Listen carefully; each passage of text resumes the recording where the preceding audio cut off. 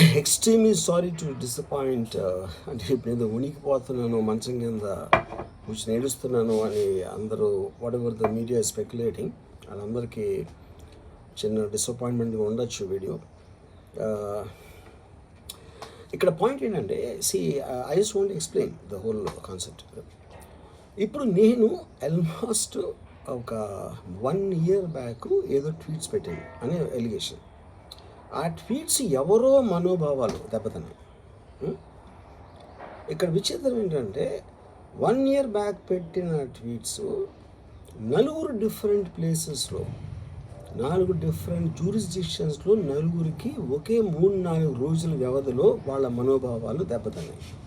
వాళ్ళు ఆ పరంగా కంప్లైంట్ ఇవ్వడం, కేసులు పెట్టడం జరిగింది. ఇక్కడ పాయింట్ 1, ఎవరి మీద అయితే నేను పెట్టానని వాళ్ళు చెప్తున్నారో వాళ్ళకి లేదు, ఎవరో థర్డ్ పార్టీ, అసలు సంబంధం లేనివాడు. సో ఆ కాంటెక్స్లో అసలు ఈ కేసు ఈ సెక్షన్స్ ఎలా వర్తిస్తాయి అనేది అప్పుడు ఆబ్వియస్గా నాకు వచ్చే అనుమానం కానీ, నాకు కానీ నా మనుషులు కానీ, ఇది ఒక పర్సిక్యూషన్ చేయటానికి ఒక పద్ధతి ప్రకారం ఉన్న అలౌబుల్ లాస్ని వాడుతున్నారా, లేకపోతే ఇప్పుడు వరల్డ్ ఓవర్ ఒక ఫినామినా ఏం జరుగుతుందంటే, పొలిటికల్ పార్టీస్ వాళ్ళు they are weaponizing the systems of the police. అది అమెరికాలో జరుగుతుంది, యూరోప్లో జరుగుతుంది, ఇక్కడ కూడా జరుగుతుంది.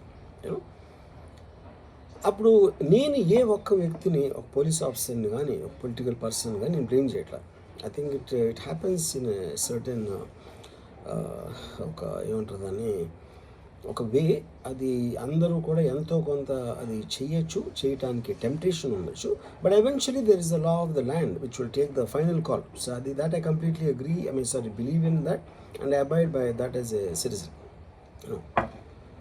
సో ఇప్పుడు ఇక్కడ జరిగింది ఏంటి, నాకు ఒక నోటీస్ వచ్చింది, నేను ఒక రిప్లై ఇచ్చాను, ఫలానా తారీఖు నేను వస్తాను.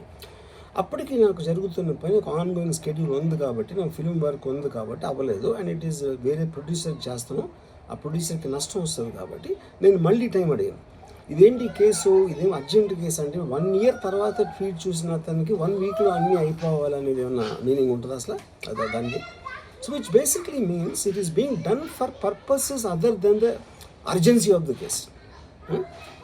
ఇప్పుడు అర్జెన్సీ ఆఫ్ ద కేస్ అంటే, మీరు మర్డర్లు ఇన్ని జరిగి సంవత్సరాలు తీసుకుని ఏదో ఏదో ఒక ట్వీట్ పెట్టినన్న ఎలిగేషన్ మీద హుటాహుటిని మీరు అక్కడి నుంచి పోలీసులు వచ్చేసి ఇలా చేసి అలా చేసి. ఇప్పుడు ఇంకోటి ఏంటంటే, ఫస్ట్ ఆఫ్ ఆల్ నాకు పోలీసులు అరెస్ట్ చేయడానికి వచ్చారు లేదో కూడా నాకు సరిగ్గా తెలియదు. ఎందుకంటే they didn't say it in so many words. నేను మీడియాలో కూడా ఎక్కడ చూడలేదు ఆ విషయం, అంత మీడియా స్పెక్యులేషన్ తప్పిస్తే అది నేను చూడలేదు. బట్ ఇందాక నేను చెప్పిన కారణాల వలన కోయిన్సిడెంటల్గా వేరే వాళ్ళు అన్ని చోట్ల నుంచి వచ్చేస్తున్నారు అది ఇది అన్నప్పుడు, ఐ డోంట్ వాంట్ నా టైం వేస్ట్, నా వర్క్ వేస్ట్, నా వర్క్ ప్రెషర్ ఉన్నదాని వలన I wanted to take the assistance of the judicial, because that is the final say in a democratic system కాబట్టి. సో అది దానికోసం దిస్ ఈజ్ వాట్ హ్యాపెండ్. ఇప్పుడు ఇక్కడ ముఖ్యంగా మనం గమనించాల్సింది ఏంటంటే, ఇప్పుడు ఏదో ఒక ట్వీట్ పెట్టాడు, లేకపోతే ఒక మీము, ఒక కార్టూను, ఒక జోకో, లేకపోతే ఒక హార్డ్ ఒపీనియన్, దానికోసం కేసులు పెట్టే ఆస్పెక్ట్ అనేది సీరియస్గా తీసుకుంటే 100 కోట్ల ఇండియన్ జనాభాలో నాకు తెలిసి 50 lakhs మీద కేసులు పెట్టాలి. ఆ ప్రకారం అయితే అందరూ చేసేది పొద్దున్న లెగిస్తే మన ఒపీనియన్లు ఇస్తూ ఉంటాం సోషల్ మీడియాలో. అది ఏ ఫామ్లో అవ్వచ్చు, సెటైర్ అవ్వచ్చు, మీమ్ అవ్వచ్చు, ఏదో వేరే ఫుటేజ్ అవ్వచ్చు, లేకపోతే ఎవరినో కోడ్ చేసి మనం కామెంట్ చేయొచ్చు. రకరకాలుగా మన అభిప్రాయాలను మనం సోషల్ మీడియాలో వేస్తూ ఉంటాం. అది కొంతమందికి నచ్చచ్చు, కొంతమంది నచ్చకపోవచ్చు. ఇప్పుడు చూస్తే చాలామంది కొన్నిటికి అఫెండ్ అవుతారు, కొన్నిటికి నశిస్తారు, కొంతమంది చప్పట్లు కొడతారు, కొంతమంది చీ కొడతారు. That is a process of the conversation which happens in the social media. అలాగే నా మీద కూడా చాలా నీచంగా కామెంట్ చేస్తారు, కానీ దాని గురించి నేను ఎప్పుడు అనలేదు. Because I know it is a part of the eco system of the social media. అది లేకపోతే సోషల్ మీడియాకి మీనింగ్ లేదు. ఫస్ట్ ఆఫ్ ఆల్ మీనింగ్ ఉండాలి అని మనం ఒకవేళ అనుకుంటే అప్పుడు దానికి పాలసీ చేయాలి. ఇప్పుడు ఎగ్జిస్టింగ్ థింగ్స్ సరిపోవు కాబట్టి ఏది చేయకూడదు, ఏది చెయ్యాలి అని ఖచ్చితమైన క్లారిటీతో వచ్చినప్పుడు అది ఆటోమేటిక్గా లా ఆఫ్ ద ల్యాండ్ అయిపోతుంది. Then it becomes easy for everyone. కానీ అది చేయటానికి ఫ్రీడమ్ ఆఫ్ స్పీచ్ కట్టేల్ చేయాలా, ఎక్స్ప్రెషన్ కట్టేల్ చేయాలా అనేది of course the experts have to decide and realise దాని మీద ఎలాంటి రామిఫికేషన్స్, ఇప్పుడు దాని పేరు మీద చెప్పి ఫ్రీడమ్ ఆఫ్ ఎక్స్ప్రెషన్ కర్టేల్ చేస్తే that might have many more consequences which could be more dangerous than what they think it is now. So again I want to say, నేను ఎవరిని బ్లేమ్ చేయట్లేదు. ఇప్పుడు ఒక పర్టికులర్ పర్సన్ హైపోథెటికల్గా ఉన్నారు అనుకున్నాం, నా మీద ఒక చేసి నన్ను హెరాస్ చేయడానికి ఒపీనియన్ పవర్లో ఉన్న అతను చేస్తున్నాడు అనుకున్నాం, అంటే తప్పేంటి? ఇప్పుడు హెరాస్ చేసే పవర్ లేకపోతే పవర్లో రావడానికి ఎందుకు అసలు ఏదైనా చేయటానికి?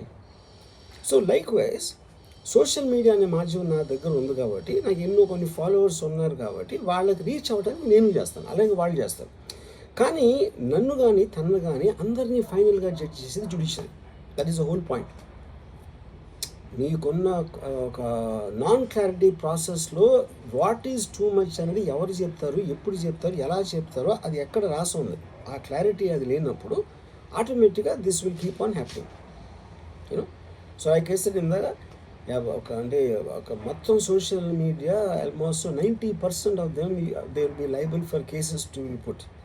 ఏంటంటే పొద్దున్న లేస్తే అందరూ చేసేది అదే, ఎవరో ఒకరిని తిట్టడం, ఎవరో ఒకరిని ఇది చేయడం, ఎవరో ఒకరి మీద ఒపీనియన్ ఇవ్వడం, ఎవరో ఒకళ్ళ పర్సనల్ లైఫ్లోకి వెళ్ళిపోవడం.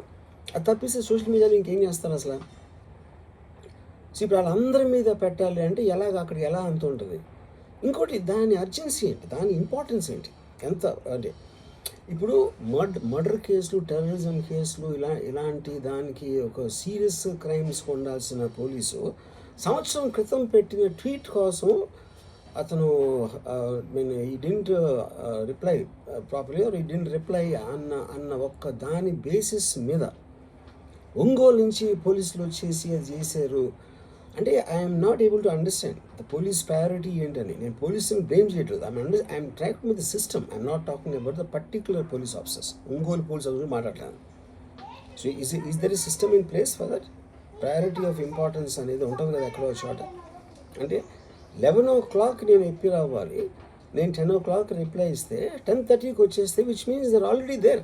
అంటే అన్ని పనులు వదిలేసి ట్వీట్ పెట్టిన వాళ్ళ మీద వస్తే I really don't understand the context honestly, you know. So అందుకని ఇప్పుడు ఇది నాది క్వశ్చన్ కాదు.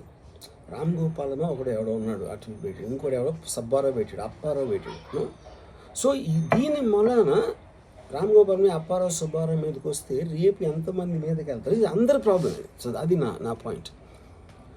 ఇప్పుడు ఒక చాలా ఫేమస్ లైన్ ఉంది సెకండ్ వరల్డ్ వార్ టైంలో, వెన్ హిట్లర్ ఆస్పెక్ట్స్లో, first they came for someone, I thought it was someone else, then they came for somebody else, I thought it was somebody else, then they came for me. అంటే ఏంటి? Then they came for everyone. So that is what we need to actually, that is the main issue which is what I wanted to bring to your notice. అప్పుడు ఒక్క second నన్ను మర్చిపోతే social మీడియాలో tweets, memes పెట్టినంత మాత్రాన ఎవరో ఒకళ్ళు ఏదో ఒక రోజు మేల్కొని 1 year తర్వాత నేను అప్పుడు చూశాను కానీ ఇప్పుడే చూశాను, అప్పుడు పెట్టావు, ఇప్పుడు నా మనోభావం దెబ్బతిందంటే అసలు దానికి అంత అనేది ఉంటుందా అలాంటి కేసులు పెట్టడానికి? ఓకే, బై లా కంప్లైంట్ వచ్చినప్పుడు కేసు తీసుకోవాలి, ఐ అండర్స్టాండ్. నాకు అంత మాత్రం లా పరిజ్ఞానం నాకు కూడా ఉంది. కానీ అది మీరు సీరియస్గా తీసుకుంటే, ఒక యూనిఫామ్ డిస్పారిటీ లేకుండా, డిస్క్రిమినేషన్ లేకుండా మీరు అందరినీ సీరియస్గా తీసుకుంటే అంటే మొత్తం సోషల్ మీడియా మొత్తం జైల్లో ఉంటుంది అట్లీస్ట్ 80 to 90%. ఎందుకంటే సోషల్ మీడియాకి వచ్చేదే దానికోసం, ఎవరైనా సరే వచ్చేది ఫైనల్గా. So basically I felt there is a need for me to tell for the concern people. ఇప్పుడు నేను పారిపోయానా, దాక్కుని ఏడుస్తున్నానా, భయపడి ఉనికిపోతున్నానా, వాట్ ఎవర్, అది okay, that's all fine. I know that is for entertainment at the end of the day. అలాంటి thumbnails లేకపోతే ఎవరు చూడరు కాబట్టి వాళ్ళ బతుకు తీరు కోసం అలాంటివి పెట్టుకుంటారు. I have no problem with that. Everybody wants to make a living. But on the larger picture I want to say this one thing lastly నేను చెప్పేది అంటే, ఒక్కటే అందరూ అర్థం చేసుకోవాల్సింది, ఇది సోషల్ మీడియా ప్రాబ్లం, నా ఒక్క ప్రాబ్లం కాదు. That is what I will request everyone to understand, including if at all ఎవరన్నా దీన్ని పనిగట్టుకుని ఇది చేసే మనుషులు ఎవరన్నా ఉన్నారని నేను చెప్పట్లేదు. I don't want to jump the gun, but even for them I think fundamental importance is this point అనేది I wanted to tell. Thank you.